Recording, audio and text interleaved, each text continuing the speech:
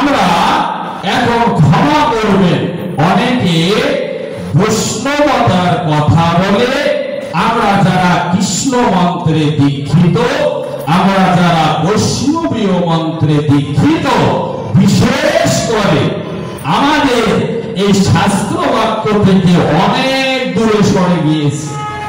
কেননা আমরা বলি যে বাবু আমরা একটা বৈষ্ণব মানুষ, আমাদের এত কিছু ইত্যাদি ইত্যাদি করার প্রয়োজন হয়ে দাঁড়াচ্ছে না। কিন্তু আমরা যে একটু বৈষ্ণবতার বিষয়ে চিন্তা করব যে কি কি লক্ষণ বৈষ্ণবের মধ্যে দেখা গেলে পরে তিনি বৈষ্ণব বলে শাস্ত্রে আখ্যায়িত হয়ে গিয়েছে। আমরা এখন আর পঞ্চযজ্ঞের ধার ধারি না, পঞ্চ যে যজ্ঞ রয়েছে সেগুলোর ধার ধারি না। আমি একে একে এই বিষয়গুলো বলার চেষ্টা করব, আমার হাতে সময় মাত্র 2 দিন। তো যাই বা হোক, দেখেন আমরা যারা কৃষ্ণ ভক্ত, আমি অন্যদের দোষ দিচ্ছি না, কেননা আগে নিজেকে পরিশোধন করতে হয়। বিশেষ করে আমি কৃষ্ণ মন্ত্রে দীক্ষিত, এই দীক্ষিত বলে আমি আমার জায়গার কথাগুলো বলতেছি। আমরা যারা বৈষ্ণবতার মতে চলি, আমাদের আরাধ্য স্বামী যিনি শ্রীকৃষ্ণ, তো সেই বৈষ্ণবতার নাম দিয়ে আমরা অনেক সময়, অনেকে সকলে নয়, এরকম করতেছি যে আমরা বৈষ্ণব, আমাদের বর্ণ লাগে না, আমরা বৈষ্ণব, আমাদের বেদ লাগে না, আমরা বৈষ্ণব, আমাদের শ্রাদ্ধ লাগে না, আমরা বৈষ্ণব, আমাদের দেবতা পূজা লাগে না, আমরা বৈষ্ণব, আমাদের কোনো এগুলো অসৎ বিধানের বালাই নেই। এই বিষয়গুলো আমাদেরকে দিন দিন সংকীর্ণতা করতেছে। প্রতিটি বিষয়ের উপরে এই সনাতন ধর্মের আধ্যাত্মিকতা রয়েছে, বিজ্ঞান রয়েছে।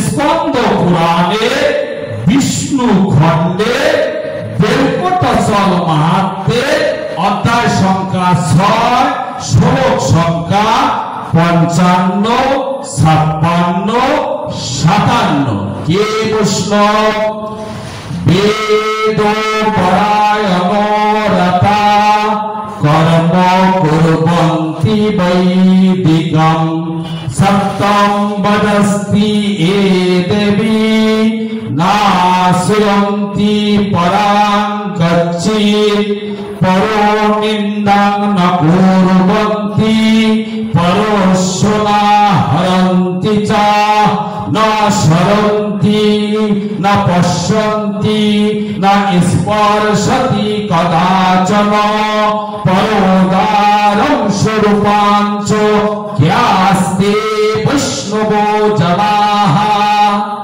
কোথায় বলা হচ্ছে? স্কন্দ পুরাণ বিষ্ণু খণ্ড বেলকটচল মাহাত্ম্যে অধ্যায় সংখ্যা 6, শ্লোক সংখ্যা 55, 56, 57। তো প্রথম বলা হচ্ছে বেদ পরায়ণ রতাঃ, যিনি বেদকে মানেন, বেদের কর্ম করে, তিনি হচ্ছেন বৈষ্ণব।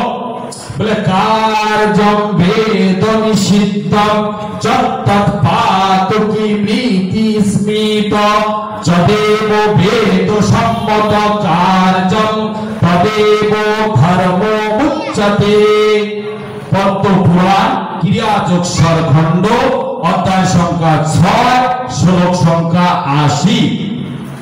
ভগবান মনুও বলেছেন ধর্ম জিজ্ঞাসা সমানম পরমং স্মৃতি বেদ অখিল ধর্ম মূলম। হে সনাতনী, তোমাদেরকে কে ধরে রয়েছে, কে তোমাদেরকে লালন করতেছে, কে তোমাদেরকে পালন করতেছে? ভূত ভবিষ্যৎ বেদ সম্মত।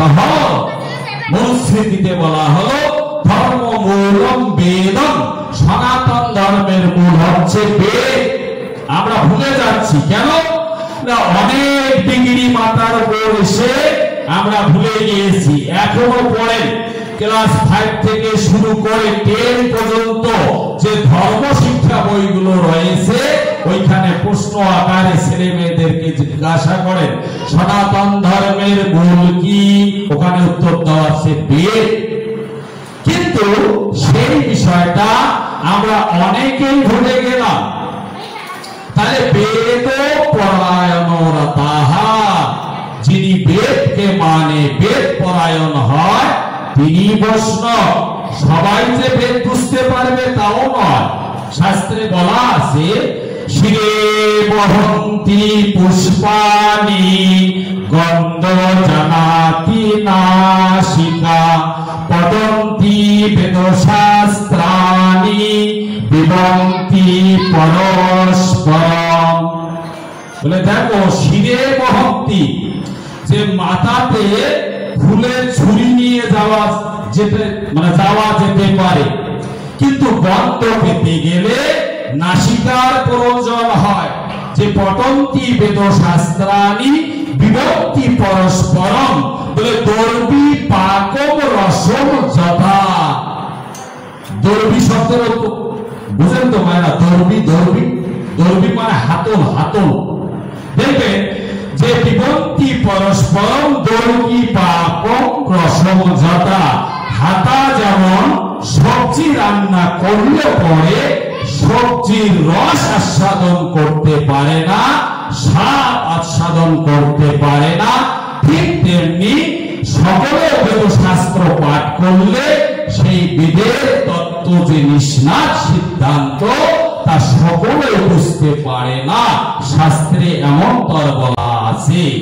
তাই বেদ পরায়ণরতাহা কর্ম বৈদিকম, যারা বৈদিক কর্ম ঠিকঠাক ভাবে করে তাকে বৈষ্ণব বলা হচ্ছে।